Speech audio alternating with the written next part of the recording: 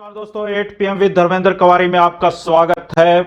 मैं जानता हूं आप दिल थाम के इंतजार कर रहे हैं, पूरे हरियाणा की जनता इंतजार कर रही है और सबका एक ही सवाल है कि बड़ौदा में क्या रहने वाला है।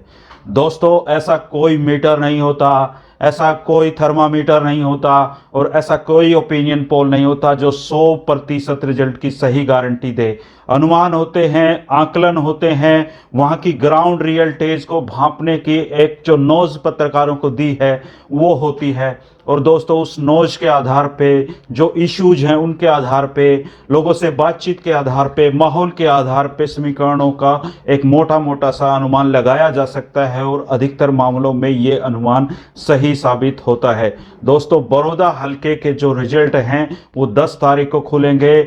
आज मतदाताओं ने जो ईवीएम में उनका भाग्य बंद कर दिया है, लेकिन 10 तारीख तक हम हजारों बार इस सवाल का सामना करेंगे कि बड़ौदा हलके में क्या रहने वाला है। दोस्तों, मैं आपके साथ जुड़ा हूं। आज के शो में हम इसी सवाल का जवाब तलाशेंगे। आप ये शो पूरा देखना। हम ईमानदारी से इस शो में इस सवाल का जवाब तलाशने की कोशिश करेंगे कि बड़ौदा हलके में कौन जीतने वाला है। ये पूरे दिन का जो डाटा है मेरे हाथ में है, अलग अलग गांव के वोटिंग सर्वे, इश्यूज, उन चीज़ों को सबको मैंने मिला के ये चीज़ें तैयार की हैं। और आज की जो हमारे 8 PM विद धर्मेंद्र कुमारी जो शो आप देख रहे हैं दोस्तों, आज इस शो में हम कुल 5 पत्रकारों की ये पंचायत होगी। हमने बहुत तरीके से, बहुत हर एंगल से समझने की इस चुनाव को कोशिश की है कि आखिर बड़ौदा हलके के मन में क्या था और उन्होंने ईवीएम में क्या बंद कर दिया है। आरती करके निकले योगेश्वर दत्त जो भाजपा के उम्मीदवार हैं, उन पे बड़ौदा हलके की जो लोगों की कृपा बरसेगी या नहीं बरसेगी।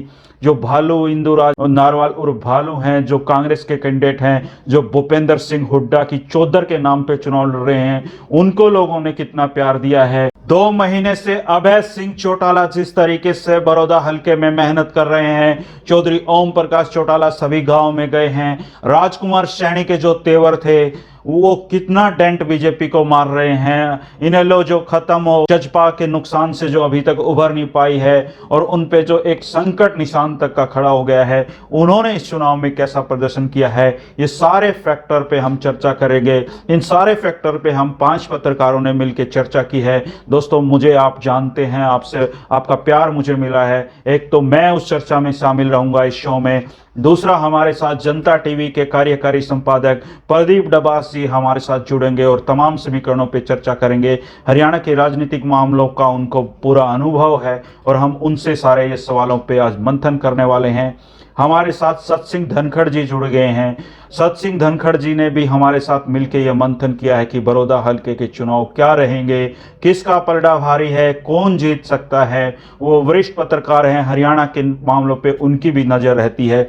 दोस्तों, हमने चर्चा में आज की 5 पत्रकारों की जो पंचायत है उसमें प्रमोद कुमार जी को जोड़ा है। प्रमोद कुमार जी अपना एक ब्लॉग चलाते हैं thesड़कनामा.com से, बहुत पुराने पत्रकार हैं, जमीनी हकीकत समझने वाले पत्रकार हैं। उनसे भी वो बड़ौदा हलके के सारे गांव में 2 बार गए हैं, हर एक गांव की उनके पास रिपोर्ट है। हम आज इस चर्चा में उनसे भी चर्चा करेंगे, उनसे भी हमारी बातचीत हुई है, वो देखते हैं कि उनके दिमाग में क्या चल रहा है। दोस्तों, सोनीपत के जो ब्यूरो चीफ हैं हरिभूमि के, दीपक वर्मा जी से भी हमने आज पंचायत की है।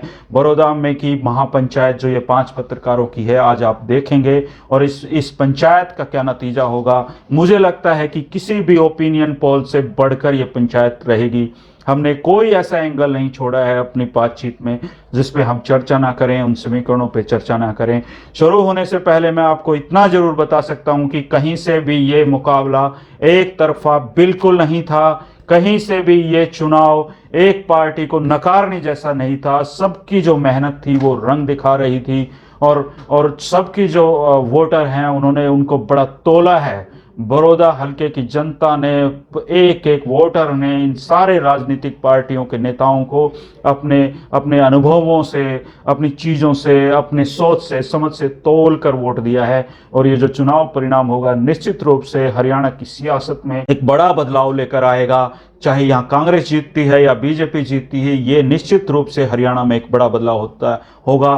दोस्तों, 8 PM विद धर्मेंद्र कुंवारी शुरू करते हैं। हम 5 पत्रकारों की पंचायत को आप अंतिम समय पूरा वीडियो इसको देखें तो आपको एक मोटा मोटा कोई ऐसा एंगल नहीं रहेगा जो आपके दिमाग में ना आए या छूट गया हो। तो चर्चा में शामिल होते हैं, पंचायत को शुरू करते हैं, जो इस बड़ौदा हल्के के जो वोटिंग ट्रेंड को समझने की कोशिश करते हैं। दोस्तों, हमारे साथ जुड़ चुके हैं सीनियर जर्नलिस्ट सतसिंह धनखड़ जी।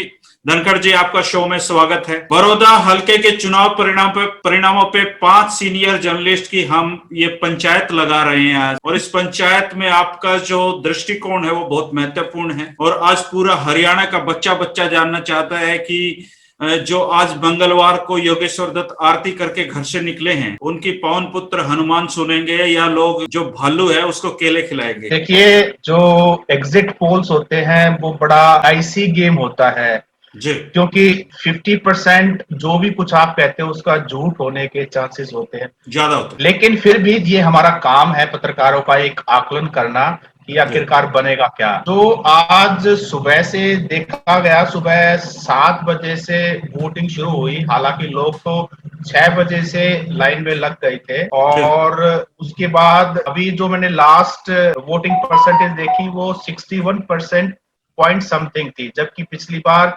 68% 2019 में बड़ौदा में पोलिंग परसेंटेज हुई थी। जिस तरीके से पिछला 1-1.5 महीना political parties, ruling party Congress party, BJP, JJP जिस तरीके से कैंपेनिंग कर रही थी, उस तरीके से लग रहा था कि शायद पोल परसेंटेज जो है वो पिछली बार से ज्यादा होगा, लेकिन थोड़ा स्लो हुआ। अगर स्लो हुआ है तो ऐसा माना जाता है कि वो सरकार के पक्ष में है। जो वोट परसेंटेज है, मतलब जब जो वोटर है वो सेटिस्फाइड फील करता तभी वो वोट करने नहीं जाता, ऐसा माना जाता है।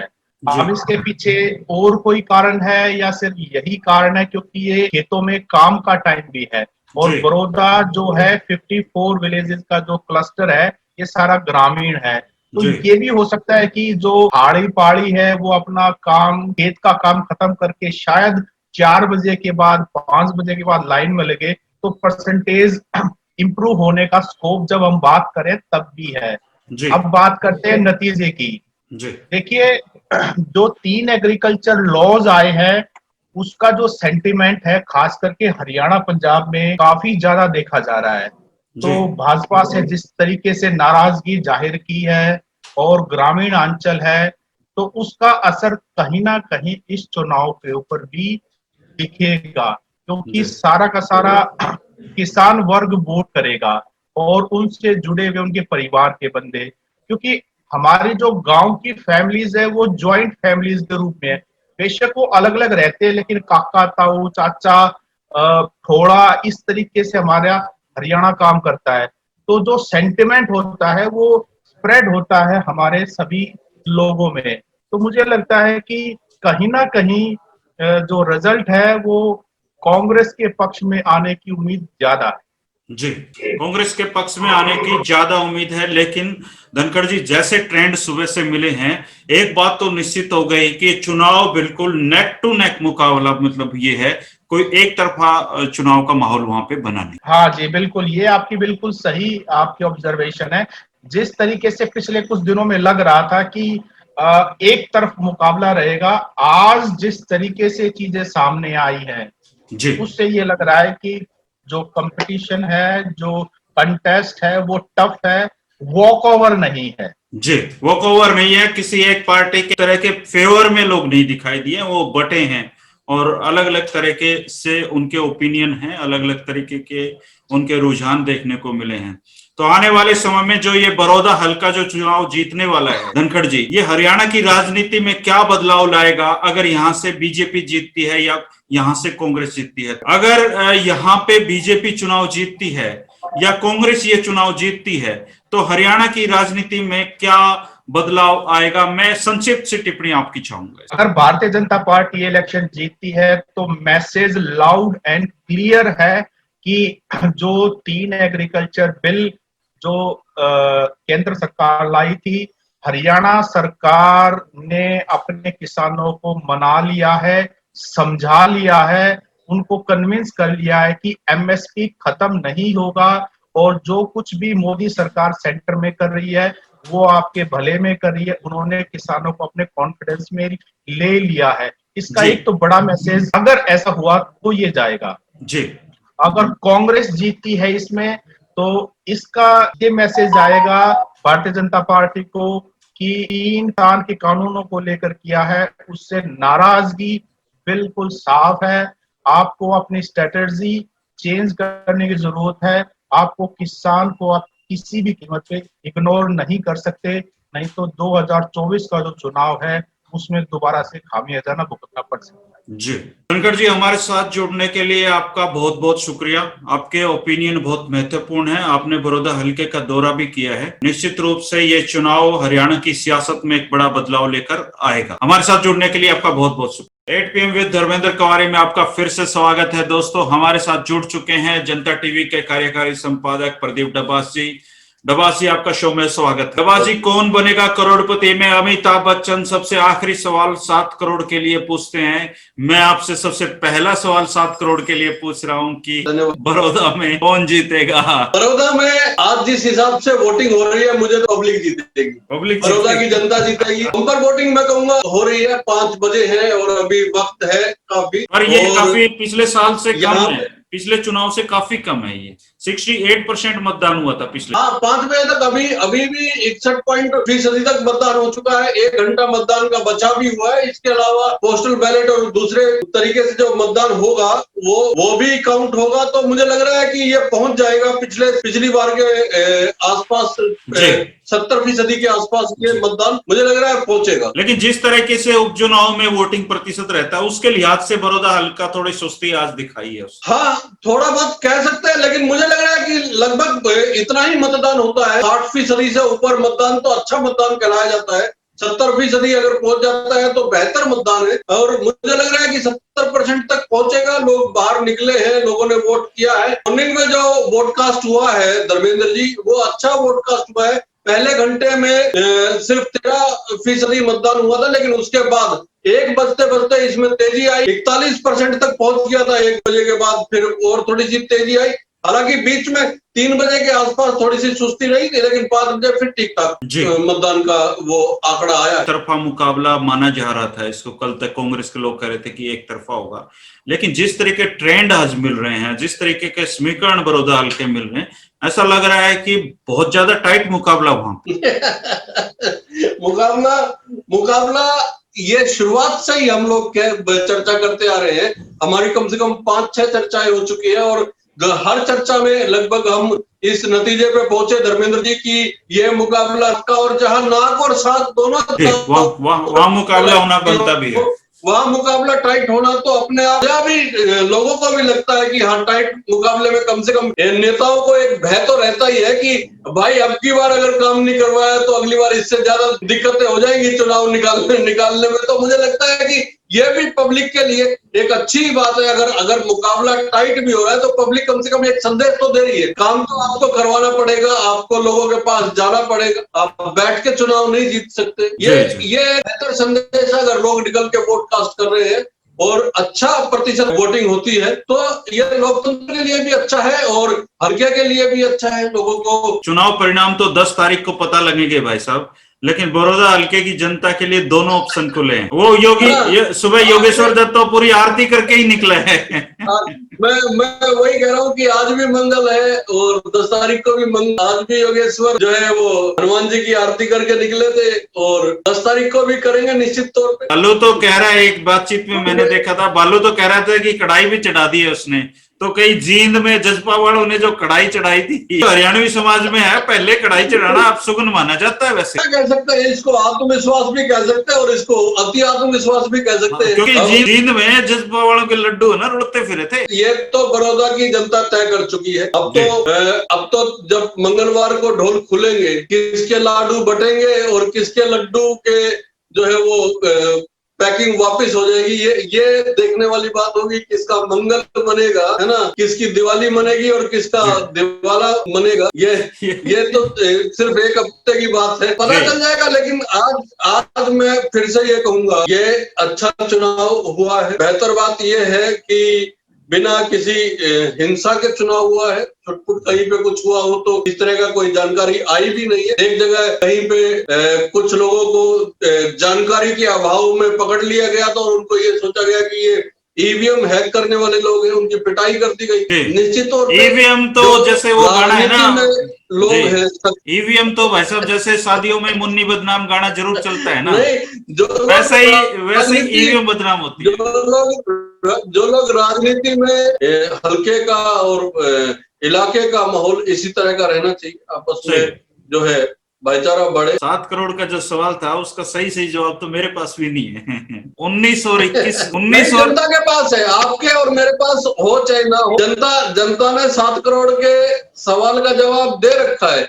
अब तो लेकिन एक बात तो तय हो गई है, डोल खुलेंगे और वो जवाब सामने आएगा। लेकिन एक बात तो बिल्कुल साफ है कि ये चुनाव बिल्कुल नेक टू नेक मुकाबला है और इसमें कुछ भी पॉसिबल है। हाँ, मुकाबला तो है। जिस तरीके से ये समझा जा रहा था कि ये कांग्रेस का गढ़ है और कोई दिक्कत नहीं आएगी क्योंकि भूपेंद्र हुड्डा मैदान में है खुद से, वो वाला नहीं मुकाबला है अब की बात। और जिस तरह से बीजेपी की तरफ से समझा जा रहा था कि सत्ता में है और बाय इलेक्शन क्योंकि सरकार आसानी से जीत लेती है, तो वो भी और ये फैक्टर भी, दोनों फैक्टर काम नहीं किए और मुकाबला बना है। लोगों ने अपनी राय प्रकट करने से पहले ही जो है, जिस तरह से साइलेंट वोटर ज्यादा हो जाते हैं और तब पता नहीं चलता कि असल में मुकाबला किस ओर जा रहा है, कौन आगे है कौन पीछे। ये बहुत बार ऐसा होता है कि जब मतदाता खामोश हो जाता है और वो सिर्फ अपने मसले मुद्दों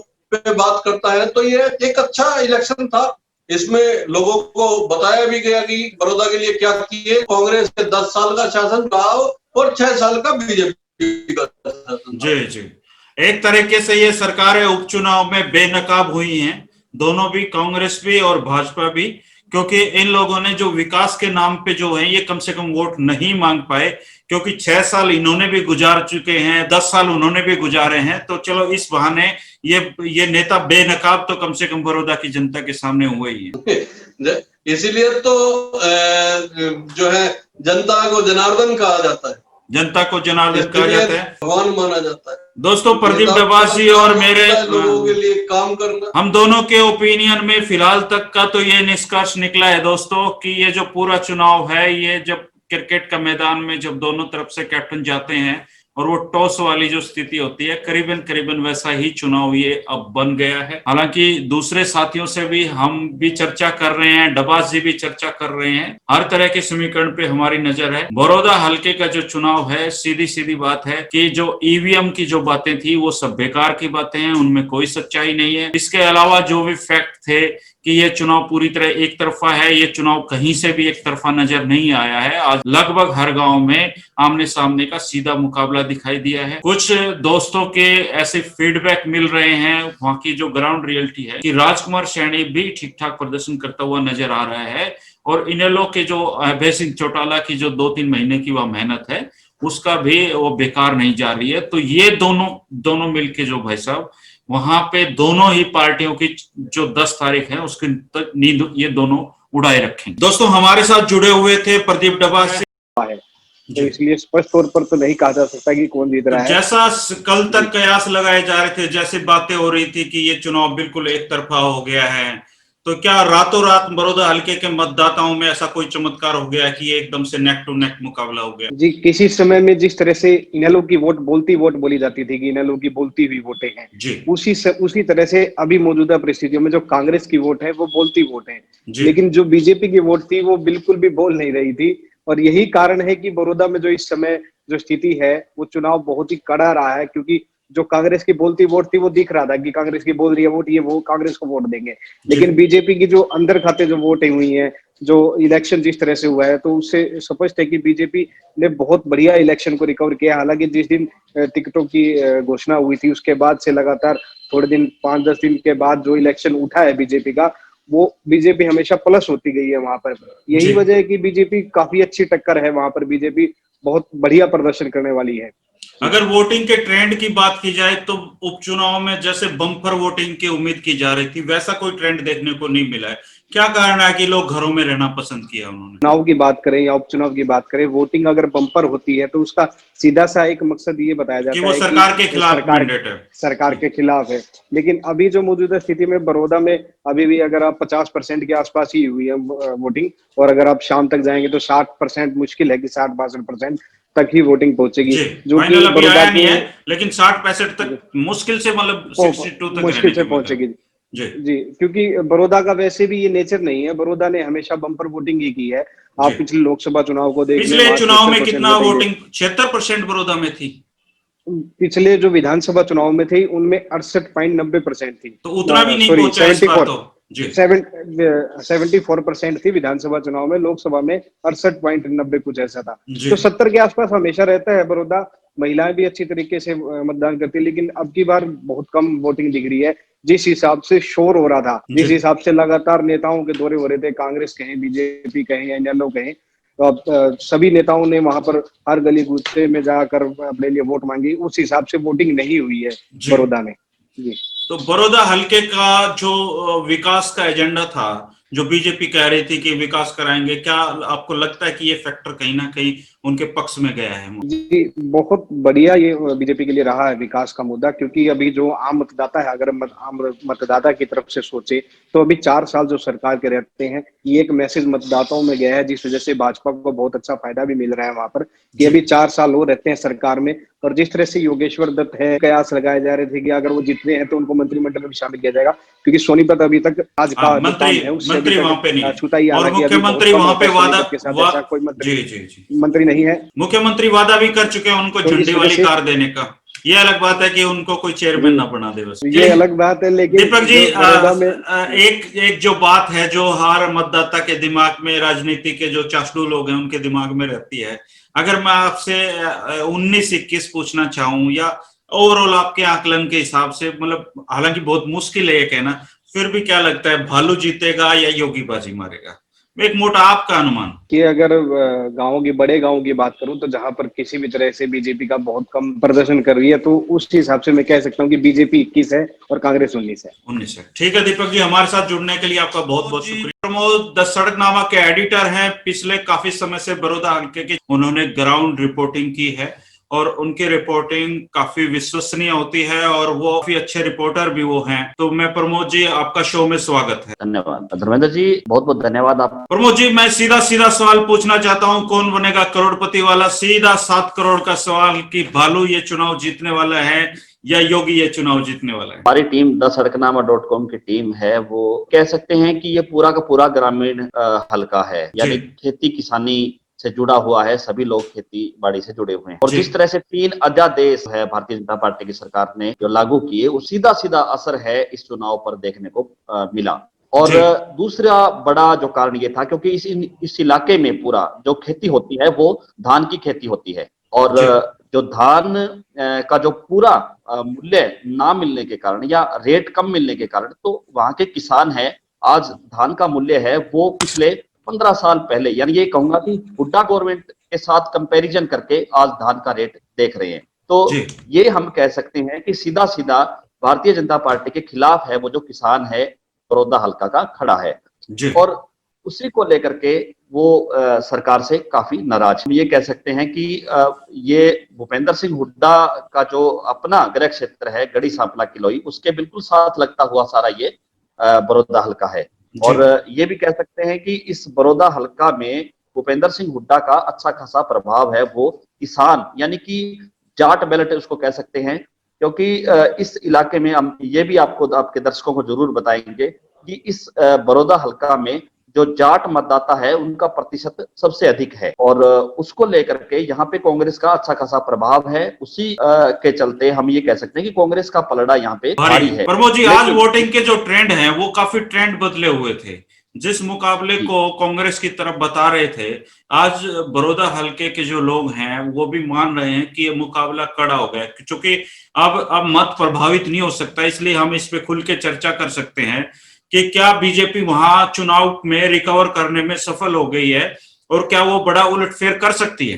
बिल्कुल, यह बात आपकी बिल्कुल ठीक है। अब ये देखो कि सरकार है, हम लोगों की पत्रकारिता के लंबे समय में हर बार ये सुनने में आता है, जब जब उपचुनाव होते हैं तो कहीं ना कहीं वोटर का एक माइंड सेट होता है कि जो उपचुनाव है वो सरकार का ही होता है, कहीं की सरकार उसको जीत लेती है। हम हमेशा यही कहते हैं कि उपचुनाव पे पहला हक सरकार का होता है, क्योंकि जिसकी सरकार लाठी के पास उसकी वो भैंस। सारा तंत्र मंत्र, सारा सरकार के अधिकारी संसाधन है का फायदा भी मिलता है। फिर सरकार के पास पूरा डाटा होता है कि किस आदमी को किस चीज की जरूरत है, वो उसको अच्छे से प्रोवाइड करवा पाती है, जो दूसरी पार्टियां कहीं ना कहीं नहीं करवा पाती। और उसके बाद जो आसपास के, जैसे हमारे यहाँ बड़ौदा में भी देखने को मिला कि जीत के एसपी की शिकायत की गई, गीता फोगाट की शिकायत की गई। कहीं ना कहीं ये लोग जो चुनाव को प्रभावित करने में लगे हुए थे कि वहां पे पुलिस कर्मचारियों की किस तरह से ड्यूटियां रही, उस बड़ौदा हल्के के कितने कर्मचारी ड्यूटी पे रहे, या बड़ौदा हल्का में हमने जिन अधिकारियों की ड्यूटी लेनी है, कहीं ना कहीं उनका संबंध बड़ौदा हल्का से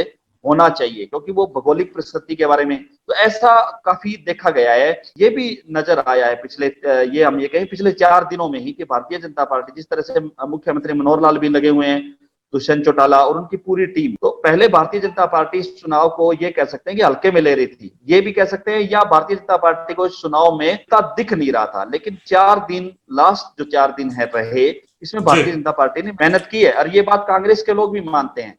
अच्छा कमबैक किया उसने, इसका मतलब कैंपेन किया है। और जो कांग्रेस के जो लोग जो शुरू में ये मान रहे थे कि भारतीय जनता पार्टी की हम जमानत जब्त करवा देंगे, आप जो शुरू में कांग्रेस ने जो रैली करी, या भूपेंद्र सिंह हुड्डा, दीपेंद्र हुड्डा, या उनके पूरे भारतीय इसके कांग्रेस के सारे पूरे प्रदेश के विधायक वहां पे बुलाए गए, तो वो ये मान रहे थे कि हम इस चुनाव को 30,000 से ज्यादा हम इस चुनाव को जीतेंगे। लेकिन पिछले 4 दिन से कांग्रेस के लोग कह रहे हैं कि हम जीत जाएंगे। तो कहीं ना कहीं आप ये मुकाबला कड़ा है, एक तरफा जैसी कोई स्थिति वानी बनी है, और सरकार का जो हक था, नेचुरल हक जिसको सरकार का मानते हैं कि उपचुनाव जीतने का है, तो मतलब बीजेपी उस दिशा में कामयाब होती दिखाई दे रही है। लेकिन फिर भी प्रमोद जी का ये कहना है कि कांग्रेस का पलड़ा फिर भी भारी, कांग्रेस का पलड़ा भारी है, नो डाउट। जिस तरह से आज आपने देखा कि आज पूरा चुनाव के दिन 1,80,000, मैं आपके दर्शकों को बताना चाहूंगा, 506 टोटल मतदाता हैं, 54 गांव आते हैं, और 3 बजे तक 46% मतदान है वो हो चुका था। यानी कि मतदान प्रतिशत कम है, ये मैं कह सकता हूं कि अगर 6 बजे तक और 6 बजे के बाद तक ये होता है कि जो लोग पोलिंग बूथ तक पहुंच गए हैं, यानी जो पोलिंग बूथ वो अंदर है, और बाकी तो अब वो मतदान कर सकते हैं। मतदान प्रतिशत तो कम ही रहना है, जो लोकसभा और विधानसभा का मतदान से ये काफी कम, 68% विधानसभा में पिछली बार था, तो ये कम रहेगा, 62 तक ही पहुंचेगा। हालांकि उपचुनाव में ऐसा नहीं होता है, उपचुनाव में हमेशा ही मतदान प्रतिशत ज्यादा रहता है, क्योंकि एक ही चुनाव होता है और हर वोटर पर जो है लोगों की निगाहें होती हैं, चाहे अलग अलग राजनीतिक पार्टियों की भी। तो 46% मतदान 3 बजे तक था, तो मेरा ये मानना है कि ये मतदान प्रतिशत 65% तक पहुंचेगा। चलिए प्रमोद जी, आपने बिल्कुल ग्राउंड हकीकत देखी है, आपके अनुसार कांग्रेस का पलड़ा भारी है, लेकिन बीजेपी ने अच्छा कम्पीट किया है, कुछ भी हो सकता है इस चुनाव में। जो 3 कृषि अध्यादेश हैं वो प्रमुख मुद्दा था, लेकिन लोग इतने जो समझदार वोटर हैं वो समझ रहे थे कि सरकार के 4 साल बाकी हैं, कुछ काम निकलवाए जा सकते हैं, कुछ निकलवाए जा चुके होंगे, तो इस तरीके से ये चुनाव रहा है। आपकी टीम ने वहां बहुत अच्छा काम किया, आपको बहुत शुभकामनाएं।